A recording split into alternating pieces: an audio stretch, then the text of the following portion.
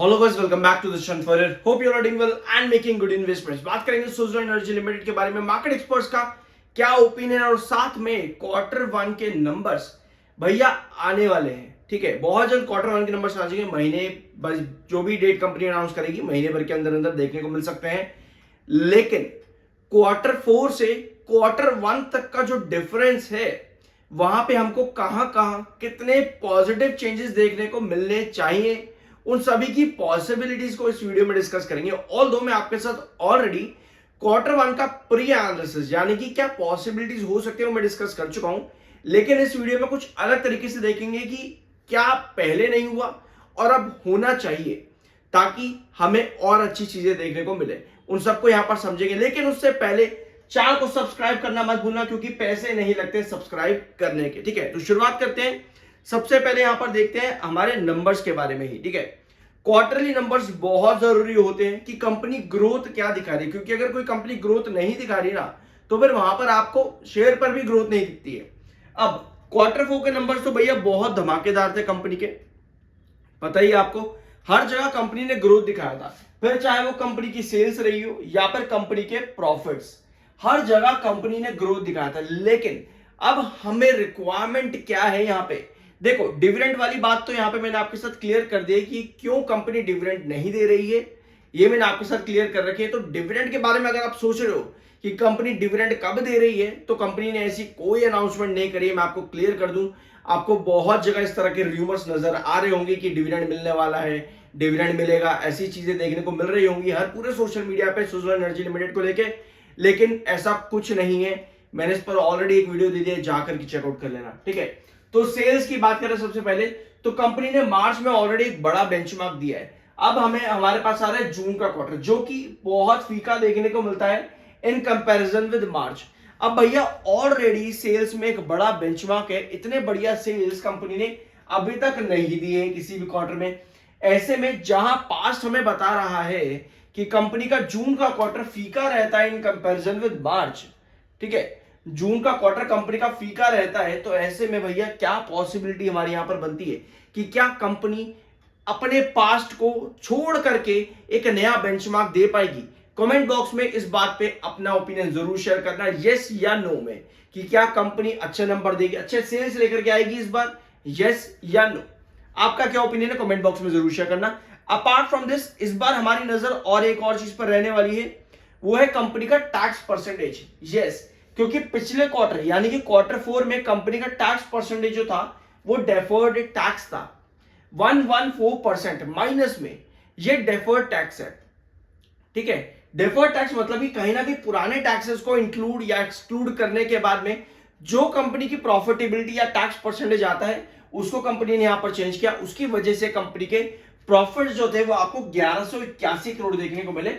Otherwise profits company के around 500 550 crore के आसपास आ रहे थे। ठीक है, बट डेफर्ड टैक्स की वजह से कंपनी के जो प्रॉफिट्स हैं वो बहुत ज्यादा बढ़ गए यहां पे। तो अब हमें जरूरत ये भी है, अब हमें ये भी जरूरत है कि कंपनी इस डेफर्ड टैक्स को वापस से न्यूट्रल करे, एटलीस्ट 0% भी कर दे। या फिर अगर देखो कंपनी नॉर्मल टैक्स परसेंटेज में आती तो वो भी अच्छा रहेगा, या जीरो में आ जाए तो वो भी अच्छा ही, उसमें भी कोई दिक्कत नहीं है। बट डेफर्ड टैक्स ये ज्यादा अच्छा नहीं माना जाता। बाकी आपका क्या ओपिनियन है कि क्या कंपनी के प्रॉफिट्स इस बार डेफर्ड टैक्स से हटके आएंगे या फिर से डेफर्ड टैक्स ही आएगा? क्योंकि देखो ये वाला प्रॉफिट 1181 करोड़ आ पाना ये थोड़ा मुश्किल है। ठीक है, डेफर्ड टैक्स की वजह से कंपनी की प्रॉफिटेबिलिटी इतनी बड़ी थी, लेकिन अगर कंपनी 500 करोड़ के आसपास भी प्रॉफिट दे देती है तो वो भी बहुत अच्छा होगा। बट उसके लिए कंपनी को सेल्स में बेंचमार्क डेफिनेटली देना पड़ेगा, क्योंकि ये ऑलरेडी एक बड़ा बेंचमार्क और जून में कंपनी अच्छे नंबर नहीं दे रही है इन कंपैरिजन विद मार्च का क्वार्टर। बाकी देखो ग्रोथ कब कितनी आ जाए कोई नहीं कह सकता, ये सिर्फ पॉसिबिलिटीज है, अनुमान है कि यहां पर क्या बन सकता है। बाकी आपका क्या ओपिनियन है कमेंट बॉक्स में आप शेयर कर सकते हो। ठीक है, अब आते हैं न्यूज पे। देखो आनंद राठी तो ये बहुत बुलिश है, अभी देखा जाए तो इन्होंने री इनिशिएट करी है अपनी coverage on Suzlon energy limited. 23% upside potential इनके अकॉर्डिंग यहां पर है, 81 रुपीज के आसपास का टारगेट देखने को मिल सकता है। ये आर्टिकल यहां पर इन्होंने पब्लिश किया है। The stock has seen significant gains supported by date reduction and a growing order book of 5.6 gigawatt. यानी कि डेट जो कंपनी का खत्म हुआ है 5.6 गीगावाट का जो कंपनी का पूरा प्रोडक्शन है उसकी वजह से कंपनी ने बहुत बढ़िया स्टेबिलिटी तो दिखा दी है रिसेंट टाइम्स के अंदर। अब आगे और कितने रिटर्न बनेंगे वो फर्दर डिसाइड होगा, कंपनी के पास प्रोजेक्ट मैनेज कितने अच्छे तरीके से होता है, ये चीज भी आपको मालूम होनी चाहिए। मैंने लास्ट वीडियोस के अंदर इस पॉइंट पर आपके साथ बहुत से डिस्कशन की है, प्लीज जाकर के चेकआउट करना उसको भी, ठीक है। सो अब आते हैं आपके दूसरे आर्टिकल पे, एक और आर्टिकल पे आएंगे, बट उससे पहले एक बार वॉल्यूम डिलीवरी देख लेते हैं। तो अभी 3 करोड़ का वॉल्यूम चल रहा है, रेगुलर बेसिस पर आपका वॉल्यूम 5 करोड़ का है, वीकली बेस पर भी 5 करोड़ का है, मंथली बेस पर 9 करोड़ का वॉल्यूम है। लेकिन डिलीवरी अब यहां पर बढ़ रही है, जो कि एक अच्छी चीज है कि लो वॉल्यूम पर अगर आपकी डिलीवरी बढ़ती है, ये एक अच्छा साइन है, मतलब कि कहीं ना कहीं एंटिटीज की एंट्री देखने को मिल सकती है। लेकिन बुरी चीज ये है अभी भी कि शेयर में सेलिंग हर दिन लगभग 1.5 करोड़ के आसपास है। तो भैया ये 1,35,14,000 शेयर जो आज की डेट में सेल में है, हर दिन लगभग 1.25 करोड़ 1.5 करोड़ शेयर सेल में आ रहे हैं। इनको खरीद कौन रहा है भैया, ये एक बड़ा सवाल यहां पर है। अगर ये लार्ज एंटिटीज हैं तो इसका फायदा मिलेगा, लेकिन अगर ये सेलिंग ही लार्ज एंटिटीज की तरफ से है तो इसका नुकसान कितना हो सकता है ये भी आपको मालूम होना चाहिए। तो दोनों तरफ से आपको सब चीजें पता होनी चाहिए। इसके अलावा 67.3 का एमएफआई है, 55.3 का आपका आरएसआई है, टेक्निकल बेसिस पर स्टॉक न्यूट्रल है। अब आते हैं स्टॉक के चार्ट पैटर्न पे। पहले एक और आर्टिकल यहां पर रीड कर लो। अ फ्यू एनालिस्ट, देखो अभी एनालिस्ट ना एक डिलेमा में है कि शॉर्ट टर्म के अंदर क्या पोजीशन बन सकती है। किसी का टारगेट अभी हमने देखा आनंद राठी का 81 का टारगेट है, किसी का टारगेट 70 रुपीज के आसपास का है, तो कोई यहां पर टारगेट दे रहा है 60 रुपीज के आसपास का, 59 रुपीज के आसपास का डाउनवर्ड ट्रेंड के अंदर, ठीक है।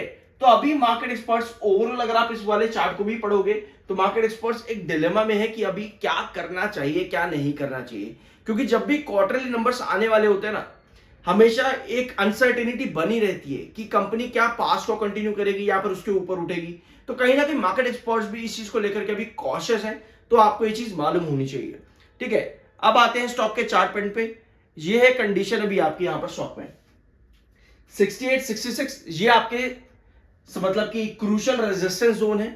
सिग्निफिकेंट रेजिस्टेंस आपके 68 और 66 के बीच में। यहां पे शेयर बार बार रेजिस्ट कर रहा है, कितने सेशन गिनते हैं यहां पे, 1 2 3 4 5 6 7 8 9 सेशन से शेयर यहां पर रेजिस्ट कर रहा है। अभी की अगर आप कैंडल देखोगे सेलिंग बहुत हाई है, ऊपर की टेल लंबी है, सेलिंग हाई है, कल बायर थे। लेकिन अच्छी चीज यहां पर यह है, पहला कि स्टॉक एक रेजिस्टेंस जोन के अंदर सस्टेन कर रहा है, दूसरा येलो क्रॉसओवर जो आपका 65 रुपीज 12 पैसे पे है, उसके ऊपर शेयर यहां पर क्लोज होने में कामयाब हो गया है। यानी कि जितना स्टॉक आपका येलो क्रॉसओवर बॉलिंजर बैंड के ऊपर सस्टेन करता है, उतनी पॉसिबिलिटी रहती है कि शेयर वहां पर एक अच्छी ग्रोथ शो करे। बट अगर येलो क्रॉसओवर से दूर जाता है यानी कि नीचे आता है, तो उतनी ही हाई पॉसिबिलिटी बनती है कि शेयर में आपको फॉल देखने को मिले। अगर आप शॉर्ट टर्म इन्वेस्टर हो, ये क्राइटेरिया आपको मालूम होने चाहिए कि आपका रेजिस्टेंस कहां आ रहा है, टेक्निकल्स आपके क्या बता रहे हैं, वॉल्यूम्स डिलीवरीज आपको क्या बता रही हैं, और चार्ट आपको ट्रेंड पर क्या बता रहा है। आई होप कि ये वीडियो आपको पसंद आएगा। बाय सेल करने की कोई रिकमेंडेशन नहीं है। मिलते हैं अगले वीडियो में, चैनल को सब्सक्राइब करना मत भूलना।